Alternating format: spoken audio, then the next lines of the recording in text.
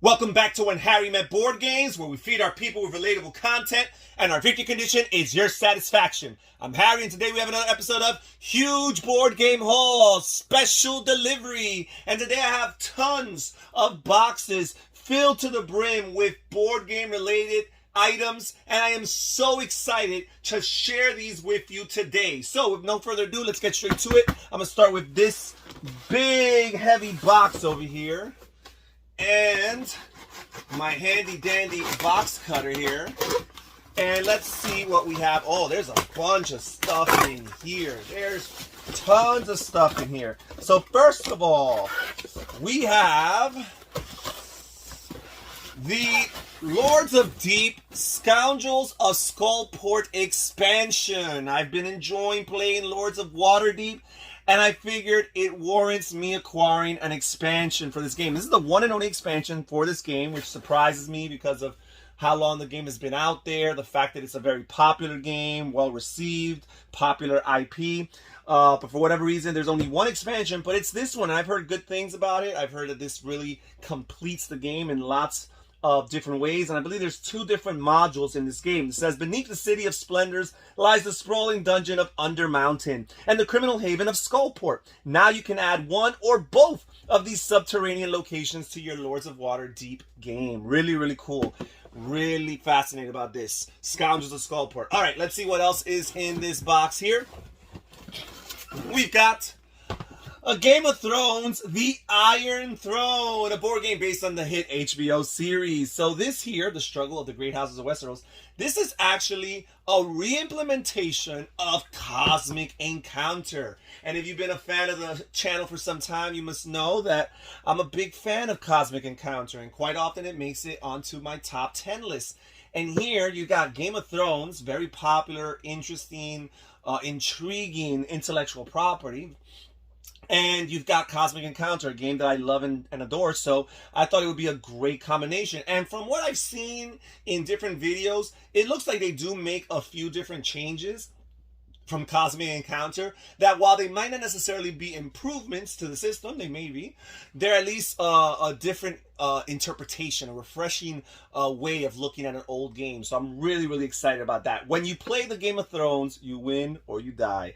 Game of Thrones, The Iron Throne is a board game of intrigue and betrayal for 3 to 5 players based upon the thrilling HBO series and using the game systems from the legendary board game Cosmic Encounter. Really, really excited. We've been having some Game of Thrones themed board game nights over here at the When Harry Met Board Games household. So that is going to be a great addition to those evenings. We also in here have Dominion, the Renaissance expansion. So when I heard that they were adding the Dominion Allies expansion, they announced the release of Dominion Allies, I was like, my goodness, Donald X. Vaccarino and Rio Grande, they're never going to stop with this. And I came to the realization that I'm still 2 expansions behind. This is one of my favorite games of all time, and I own almost everything for it. But I still had not owned Renaissance and Menagerie.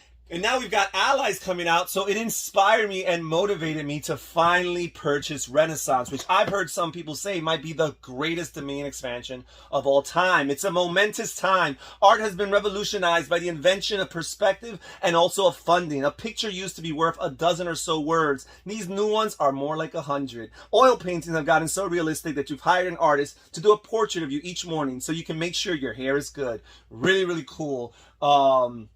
It says here it includes code for 1 year of any expansion free on Shuffle It's Online Dominion. Okay, that's cool. 300 cards, 35 coin tokens, 6 coffer/villager mats, 12 cubes, 1 plastic organizer tray, an organizing inlay, and a rule booklet. Really cool. Really excited about Dominion Renaissance. And there's still more stuff just here in the first box, which, to keep in line with a game that I showed earlier, Game of Thrones, The Iron Throne, The Wars to Come expansion. Now, as I mentioned, this is based on Cosmic Encounter, and I'm a huge fan of Cosmic Encounter and own all of the expansions. And my favorite way of playing Cosmic Encounter is with 6 players. I enjoy it okay with 4. I'll never play with 3. I like it really good with 5, but 6 is my favorite player count.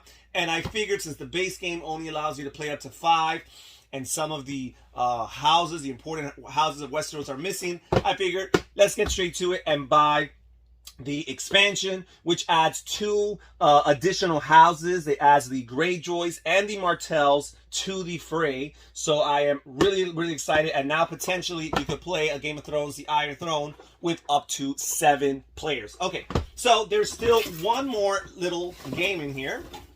And it's this one right here. Hero Realms, The Lost Village, which is part 2 of the Ruin of Thandor campaign. And Hero Realms, well, first of all, I have a long history of Hero Realms and or Star Realms, and for the most part, positive. However, when I purchased the Ruin of Thandor campaign, it turned Hero Realms from a filler game that I play occasionally, it's kind of like a footnote in my collection, to a game that I really enjoy and has a good chance of ranking high on some of my top 10 lists and even top 100 lists going into the future, because all of a sudden it added a campaign mode. That, along with the hero packs that add a level of asymmetry and difference between all the players around the table, really contributes to making this game much more interesting. So I figured, hey, let me get the second part of this campaign and see what other adventures await us. Look at that. It says a new adventure awaits right there. It's dark when you arrive at the deserted village. Your party is weary and a fog is...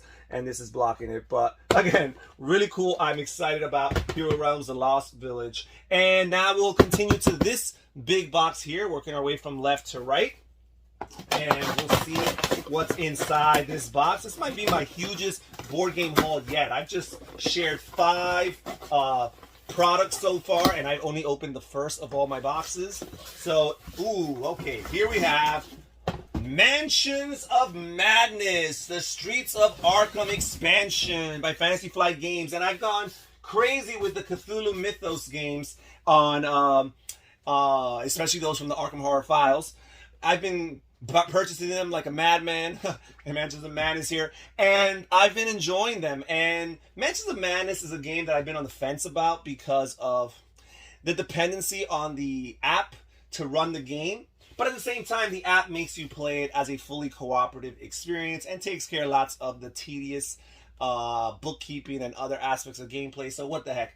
Now, for lots of these games, I tend to buy tons of expansions. I think for Mansions of Madness, I'm probably going to stop it here with just the Streets of Arkham, but we'll see. So there is that. And now we have this package over here from We Have Cool Stuff.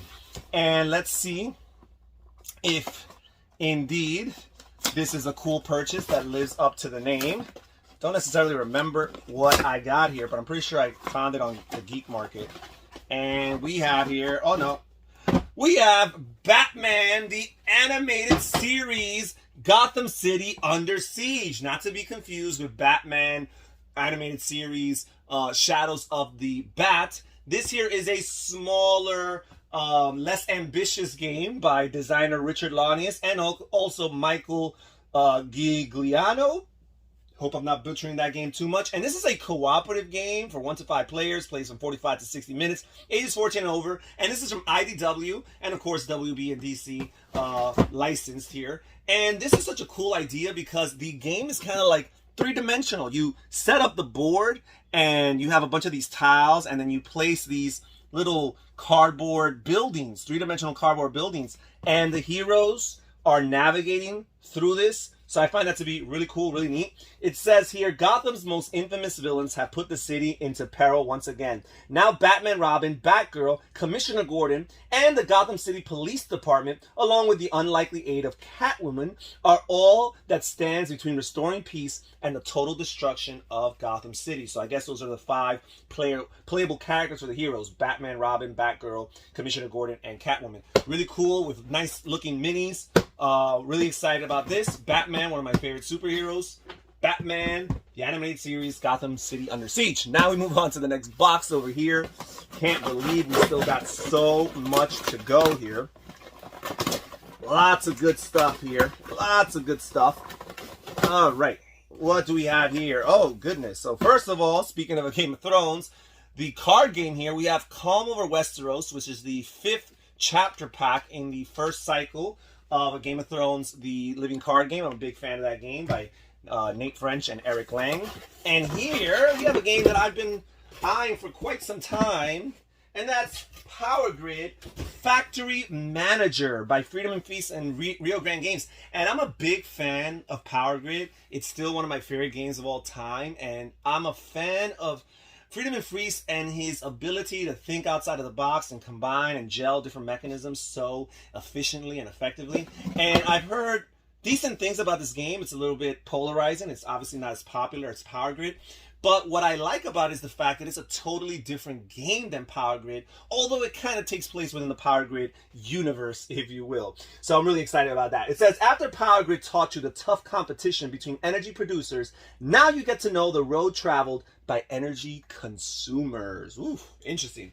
All right, Power Grid Factory Manager. Let's move on to the next box over here. See what's inside. Ooh, I'm excited about this one here, guys. We've got New Angeles, a game of corporate intrigue, domination, and deception for 4 to 6 players. And this game here takes place in the Android universe. And I've been investing into that Android universe because I enjoy games like Android Netrunner and Android Infiltration and Android, the base game, the original game, the flagship game for the name of this universe. I've also recently purchased Mainframe, and now here I have New Angeles. But what's really gripping about this game is the way that I've heard it to be described. It's a really deep, intricate political game with negotiation and alliances and what have you, but from a corporate business perspective almost. And it takes place in the city of New Angeles, which is within the Android dystopian futuristic cyberpunk universe. New Angeles. And also in this box here, we've got Tiny Epic Dinosaurs, a game of dinosaur ranching by Scott Alms and Gameland Games. And I'm a big fan of the Tiny Epic series. I talk about them all the time. And this right here is kind of like a Jurassic Park themed game. It says, in Tiny Epic Dinosaurs, you are dino ranchers running large-scale operations on a remote tropical island. Dinosaurs are bred and sold to the highest bidders for use in popular high-thrill theme parks. But ranching these prehistoric beasts is hard and dangerous. Do you have what it takes to outranch your opponents and operate the most successful dinosaur ranch? Really cool. Interested in this one, Tiny Epic Dinosaurs. And let's keep on going, guys, because I know this video is running a little long, but again, I feel like this is my biggest board game haul yet. Tons of games to share and too little time to do so. I want to do justice as I marvel at these games as I see them here. Okay, we've got Dead of Winter, Warring Colonies. This is a expansion for Dead of Winter. I just recently purchased Dead of Winter not too long ago, and I figure, hey, let me invest into an expansion for this game that adds more survivors and other different modules that enhance the game here. It says, we stopped being human a long time ago. Humans are dead men walking. We're survivors, and we'll do anything it takes to keep it that way. Dead of Winter Warring Colonies expands both Dead of Winter and Dead of Winter The Long Night, which is the standalone expansion, with new survivors, new items, new crossroad cards, and crises cards. Additionally, if you own all three, play the new Epic Colony versus Colony variant for 4 to 11 players. That might be a bit too much for me, but it's good to know that you have that option. So there's that. And inside of here as well, we have another expansion, and it's Arkham Horror, the card game, The Path to Carcosa. So Arkham Horror, the LCG, another great LCG by Nate French. And the other designer, I can't remember his name off the top of my head, but really cool just to add more content. This is such a fun, immersive, puzzly, exploration, narrative-driven type of game. Lots of positive qualities in my book. So I figured, let me get another cycle, and here we go, The Path to Carcosa. And we're almost done, folks. Just 2 more smaller packages to open, and we can all go on our merry way. And here we have, all right, The Pursuit of Happiness the Experience expansion, or the Experiences expansion. Huge fan of the Pursuit of Happiness. I enjoy the game thematically, but I also enjoy it for what it brings mechanically speaking. And it says here, who says life is short? Life is as big as you want it to be. Every day we get to dream of the stuff we would like to be, or like to do, places we would like to visit, and the things we would like to experience. That is so cool. So these are experiences that they're ready for you. So now life is going to be more than just the nitty-gritty of finding a job, finding a partner, investing in projects, and purchasing items for your possession. Now you're also going to invest in different life-fulfilling experiences. I'm really, really excited about that. And finally, last, and I'm hoping not least, last package for today. And what do we have inside? We have,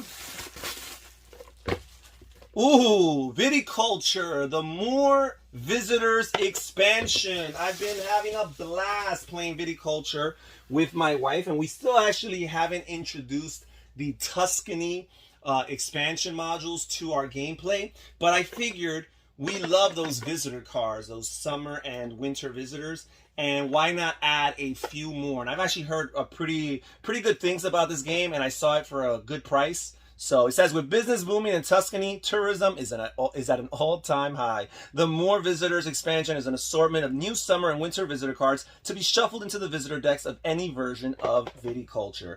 And it's cool because it says that these cards were designed together by Uwe Rosenberg and the original designers, Jamie Stegmaier and Alan Stone. And Uwe Rosenberg is one of my favorite designers. I have so much respect for him as a designer, so I'm really confident that his contributions to this really make this a worthwhile expansion. And that's it for today's episode of Huge Board Game Haul. Thank you so much for joining us here at Harriman Board Games. Please comment down below and tell me what you think about this, my latest board game haul. Tell me what games here intrigue you or perhaps are already part of your collection. I'm interested in reading what you guys have to say. This is Harry saying take care, everybody. Stay safe, stay healthy, and have fun gaming. Bye-bye.